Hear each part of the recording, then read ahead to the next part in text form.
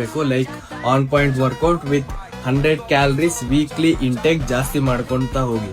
Like 1 point ಬಂದು wait ಅಲ್ಲೇ ನಿಂತೋಗುತ್ತೆ. ಇದು ಆಲ್ಮೋಸ್ಟ್ ಎಲ್ಲಾರ್ ಕೇಸಲ್ಲೂ ಆಗೇ ಆಗುತ್ತೆ. ನನ್ಗೂ ಈ ತರ ಆಗಿದೆ.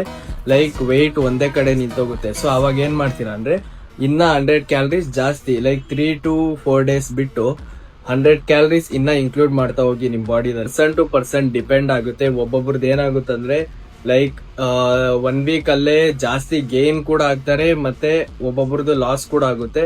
ಸೊ ಅದು ಡಿಪೆಂಡ್ ಆಗುತ್ತೆ. ನಿಮ್ ಬಾಡಿ ಯಾವ ತರ ಇದೆ ಅಂತ ನಿಮ್ಗೆ ಗೊತ್ತಾಗ್ಬೇಕು ಮೊದಲು.